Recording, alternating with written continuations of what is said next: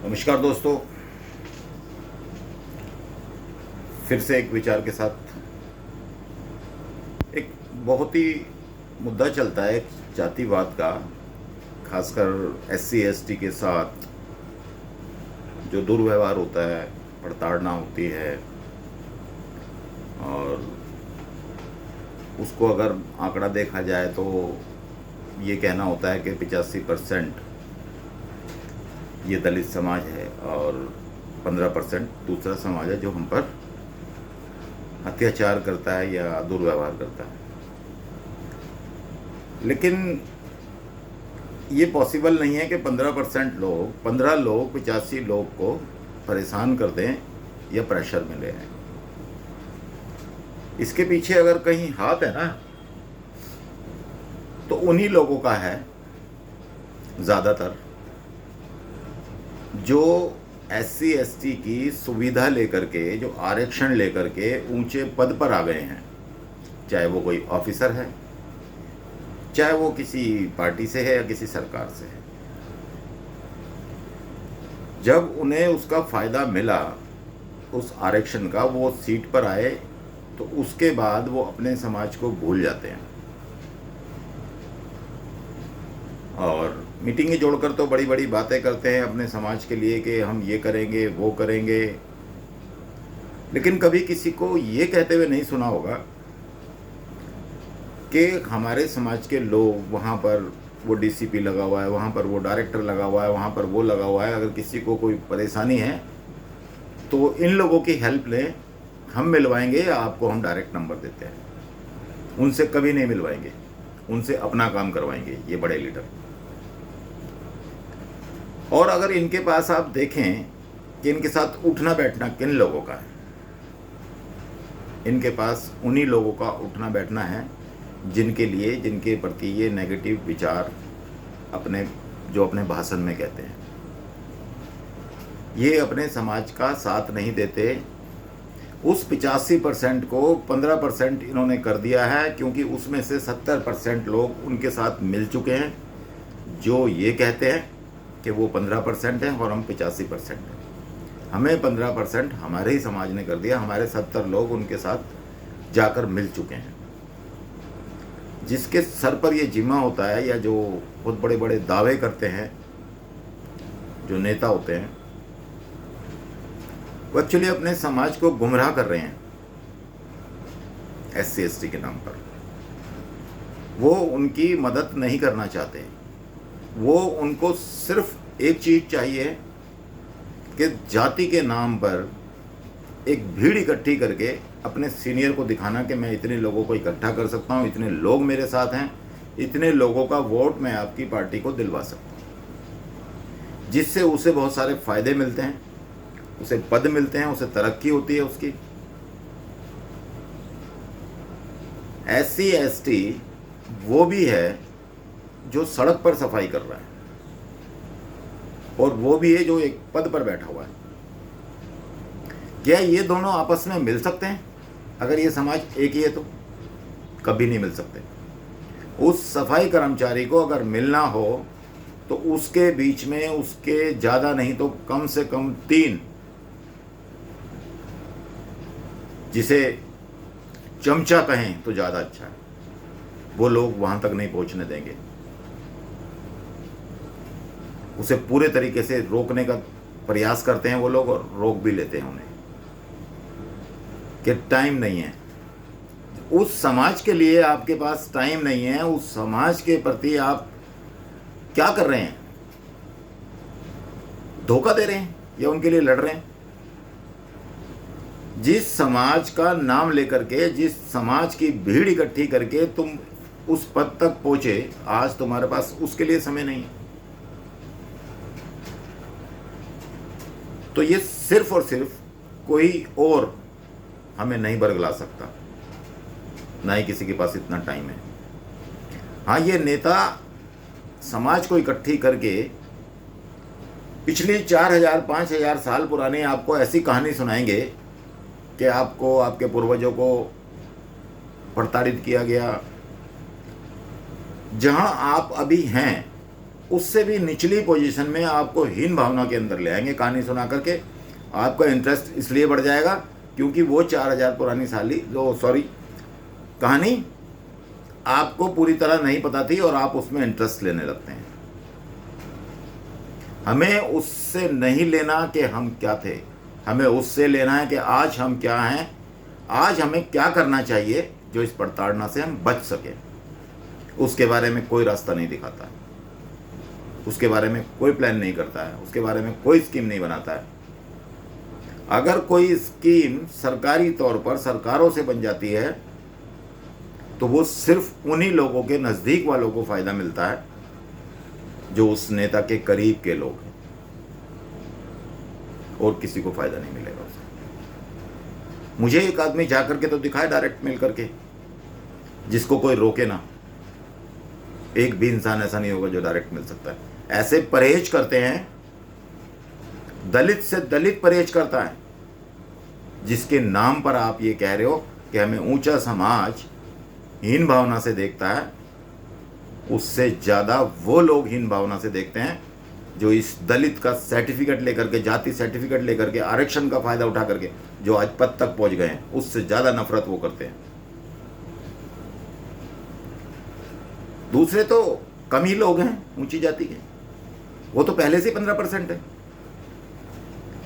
उसमें से कोई एक आध, जैसे मैं कहूं कि एमएलए ऑफिस मुखर्जी नगर में एक राजेंद्र बैठा हुआ है, वो किसी मजबूर के सामने, किसी दलित के सामने, किसी विधवा के सामने, किसी बुजुर्ग के सामने ऐसे पेश आता है, ऐसे नजरें मिलाता है, लेट करके कुर्सी पे बैठ कर नहीं, ऐसे लेट जाता है और ऐसे घूर करके देखता है, बनता है उस पर 354 उसी टाइम चार्ज लगे उसके ऊपर 354 का। घूर के देखता है, उसको तरीका नहीं है बात करने का, प्रताड़ित करता है वो। मर्द तो जवाब मांग लेगा, महिला मजबूर बेचारी, कोई विधवा है, बुजुर्ग है, गरीब है, वो क्या करे उसका। ऐसे कुछ लोग राजेंद्र शर्मा जैसे डायरेक्ट प्रताड़ित करते हैं, कुछ ही लोग मिलते हैं ऐसे। बाकी हमें हमारा ही समाज प्रताड़ित कर रहा है, कोई और प्रताड़ित करने वाला नहीं है। किसी और की तो हिम्मत नहीं है आंख उठा के भी देख ले, और उनको जरूरत भी क्या है, उनको जरूरत क्या है, वो हमसे कोई फायदा नहीं उठा सकते। हमसे फायदा हमारे लोग उठा रहे हैं, कोई और नहीं उठा रहा। वो बिक जाते हैं नेता, शाम को जाकर के देखो जाकर के उनकी चाय की टेबल पर वही लोग चाय पी रहे होंगे जिनके खिलाफ वो भाषण देते हैं। एक अगर वहां पर दलित खड़ा है, एक नहीं 4 खड़े हैं, 10 खड़े हैं वेट में कि नेताजी ने वायदा किया था, नेताजी ने ये स्कीम निकाली थी, मैं विधवा हूं, मुझे पैसे नहीं मिल रहे, मुझे कोई मतलब सहायता नहीं मिल रही, तो उसको वहां से वापस भेज दिया जाएगा। एक वही जिसके खिलाफ वो भाषण दे रहा था, पता लगेगा किसी वही ऊंची समाज वाले से, ऊंची जाति वाले से अंदर चाय पी जा रही है, डोनेशन की बात हो रही है। ऐसे नहीं तो ऐसे डोनेशन, सिर्फ वही काम करते हैं। हमें जरूरत है उन्हीं लोगों से बचने की जो हमारा है और हमारे साथ नहीं है,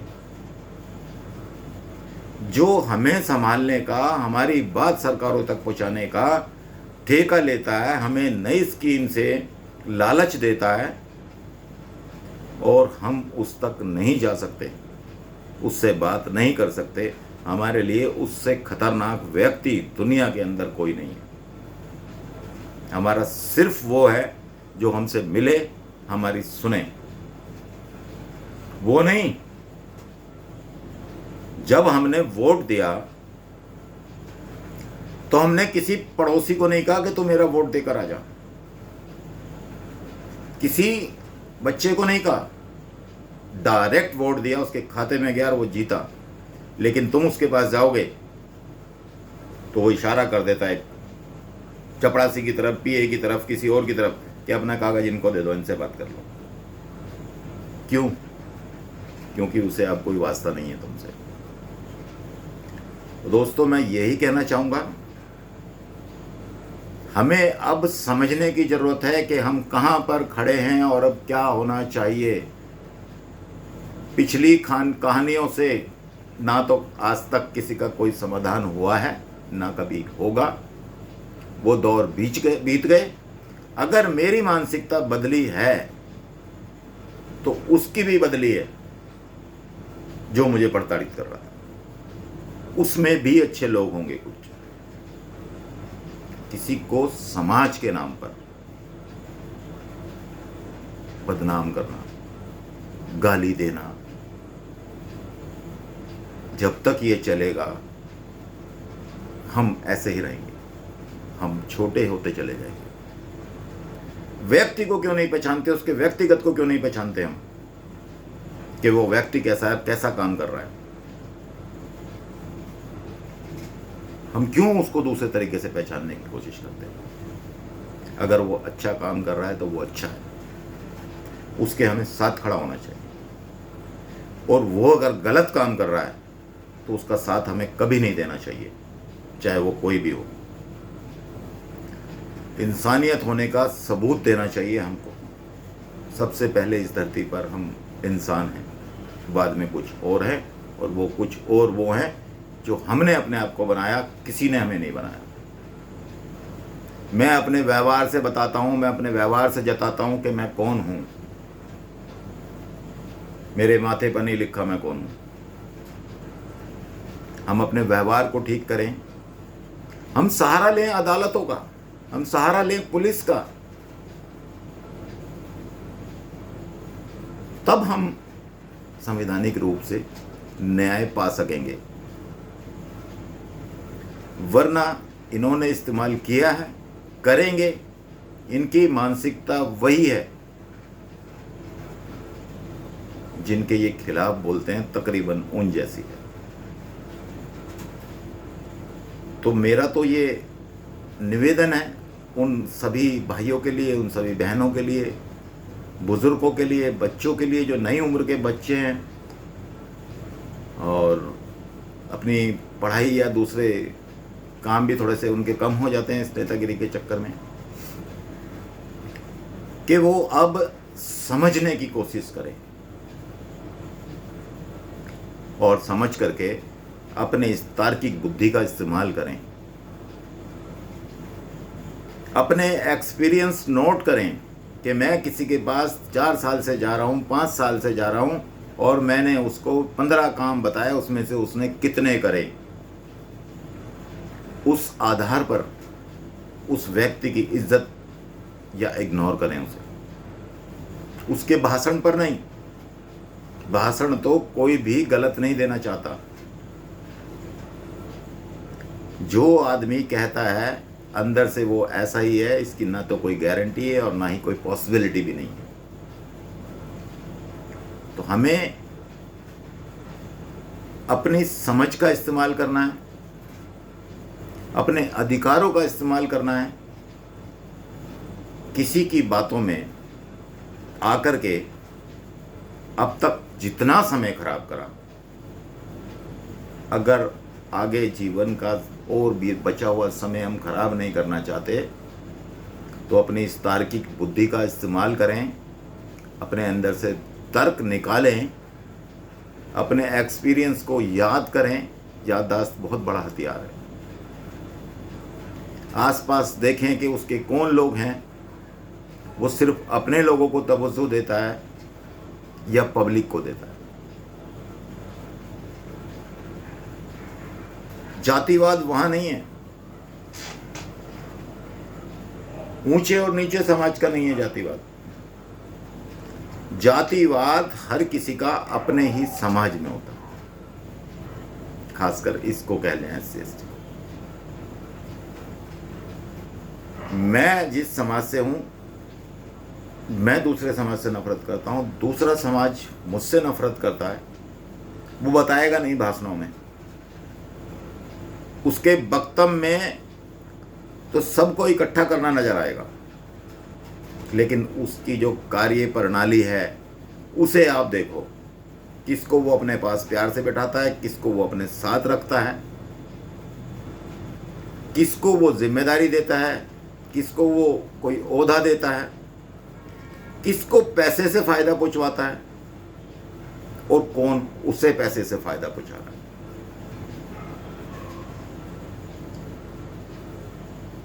मैं फिर कह रहा हूं कि किसी और की ताकत नहीं है प्रताड़ित कर जाए, हमें प्रताड़ित करने वाला सिर्फ और सिर्फ हमारा समाज है। ये जो ऊपर चले गए हैं लोग, उस बैसाखी का सहारा लेकर के इन्होंने अपने समाज की तरफ पलट के देखना बंद कर दिया है और 85% से 15% कर दिया है और ये सामने वाले को 85 कर दिया। हमें ज़रूरत है इनसे बचने की, हमें ज़रूरत है एक पब्लिक बन के, जनता बन के काम करने की, किसी का गुलाम नहीं। वो क्या गुलामी से आज़ादी दिलाएगा जो हमें अपना गुलाम बनाना चाहता है। जब वो चाहे हमें बुला ले, जब हम चाहें फ़ोन भी नहीं कर सकते उसके पास। आज़ाद कहाँ हुए? गुलाम के गुलाम। आज़ादी अपने विचारों से मिलेगी, आज़ादी अपनी मेहनत से मिलेगी, आज़ादी अपने कर्मों से मिलेगी, आज़ादी पेन और कॉपी से यानी पढ़ाई से मिलेगी, आज़ादी किसी तरक्की से मिलेगी, बातों से आज़ादी नहीं मिलेगी। बहुत देखे ऐसे, वरना यही होता रहेगा। हम प्रदर्शन में उनके लिए जेलें काटें और वो एसी रूम में। तो ज़रूरत है हमें समझने की, समझाने की नहीं। मैं अपने विचार बता रहा हूँ, जैसा मैंने अब तक देखा है, मैं जिनके साथ सालों से रहा, जो मेरे एक्सपीरियंस हैं, मेरे कितने कामों में से कितने हो सके उसके आधार पर बोल रहा हूँ। मैं किसी को समझा नहीं रहा, मैं अपने दिल की बात कह रहा हूँ, अपने विचार व्यक्त कर रहा हूँ, अपना एक्सपीरियंस आपके सामने शेयर कर रहा हूँ। इसके अलावा मेरा कोई और मकसद नहीं है, किसी को ठेस पहुँचाने का नहीं है, किसी को अभद्र भाषा से झुकाने का, मेरा उसको प्रताड़ित करने का कुछ ऐसा नहीं है। किसी को जाति के शब्द पे नाम पर मैं किसी से गलत नहीं कहना चाहता, चाहे वो किसी भी जाति का हो। इस दुनिया में जितनी भी जाति हैं, और मुझे लगता है कि मानव जाति सबसे बड़ी जाति है। मुझे मानव बन के रहना है और इसके अलावा दूसरा कोई रास्ता नहीं। दोस्तों, जिसको अच्छा लगा हो वो शेयर करे और जिसको बुरा लगा हो उससे मैं माफ़ी चाहता हूँ। ये मेरे अपने दिल की भड़ास कह लो, विचार कह लो, जो भी कह लो, जैसा आप ठीक समझो। आपका भाई हूँ, चाहे माफ़ कर देना अगर बुरा लगे तो, नहीं तो गाली भी लिख सकते हो, कोई ऐसी दिक्कत नहीं है यार। बहुत कुछ जब उनका सुन लिया जो मेरे ठेके लिया करते थे मुझे आज़ाद करने की, तो यार तुम्हारी भी सुन लेंगे। थैंक यू दोस्तों।